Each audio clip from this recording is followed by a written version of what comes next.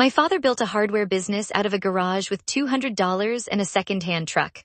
By the time I was 30, that garage had turned into 4 stores across the county, and my father, Walter, had turned into the kind of man people called for advice before they called their own lawyers.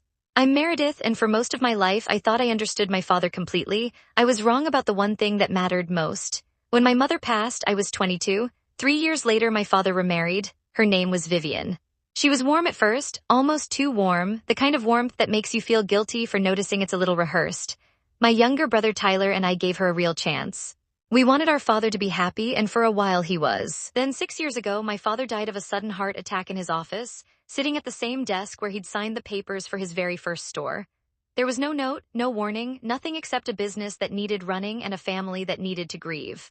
Except we barely got the chance to grieve before Vivian sat us down and told us there was no will. He never got around to it, she said, folding her hands like she was closing a business meeting. Everything defaults to me as his spouse. I've already spoken to a lawyer. I remember staring at her, waiting for her to blink first. She didn't. Tyler wanted to fight it immediately. I told him to wait. Our father had always been careful, methodical, the type of man who backed up his backups. It didn't sit right with me that he would leave 4 stores, a house, and 2 grown children with nothing in writing. But grief has a way of making you doubt your own instincts, and Vivian had an answer ready for every question we asked. Over the next few months, she sold one of the smaller stores to cover expenses. She let go of 2 employees who had worked for my father for over a decade, people who used to bounce me on their knee when I was a kid stacking nails into little piles behind the counter.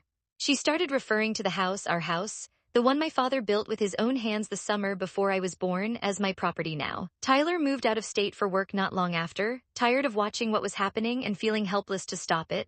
I stayed. I told myself I was staying because I still had friends in town, because my job was here, because starting over somewhere new felt exhausting. The truth was quieter than that. I stayed because some part of me refused to believe my father would leave things unfinished. I just didn't have proof yet. The proof found me on an ordinary Tuesday in March, almost 6 years to the month after my father died. I was at the grocery store when a woman stopped me in the produce aisle, studying my face like she was trying to place it. "You're Walter's daughter," she said. "Meredith, right? You have his eyes." Her name was Grace. She'd been my father's first business partner back when the company was 2 men, 1 truck, and a dream neither of them could fully explain to their families. They'd split ways amicably 15 years before he died, when Grace moved out of state to care for her aging parents. I vaguely remembered her from old photographs, laughing next to my father in front of the very first store. We got coffee that same afternoon. She asked how the business was doing, and I gave her the short, tired version. No will, Vivian in charge, Tyler gone, a store already sold. Grace went very quiet, then she said something that made my stomach drop. "Meredith, your father called me 8 months before he passed. He told me he'd finally finished his will, and he wanted a second set of documents kept somewhere Vivian wouldn't think to look. He said, and I remember this exactly, just in case people I trust turn out to be people I shouldn't have. He mailed me a sealed copy. I still have it. I never opened it because it wasn't mine to open. I didn't sleep that night. I kept turning the same question over and over. Why would my father, a man who trusted easily, feel the need to hide a copy of his own will from his wife?" Grace brought the sealed envelope to my apartment 2 days later. My hands were shaking so badly that she had to help me open it. Inside was a full copy of his will, dated 14 months before he died, notarized, witnessed by 2 people neither of us recognized, and completely different from the story Vivian had been telling us for 6 years. The business, the house, and the majority of his assets were to be split evenly between Tyler and me, with a smaller, separate provision made for Vivian, a modest sum and the right to live in the house for as long as she wished, but not to own it outright, and never to sell company assets without our written agreement. There was also a short letter, handwritten, tucked behind the last page. My father had clearly sensed something in Vivian that he never said out loud to us. He wrote that if we were ever reading this letter without having seen the will beforehand, it meant something had gone wrong, and he was sorry he hadn't trusted his instincts sooner while he was alive to act on them himself.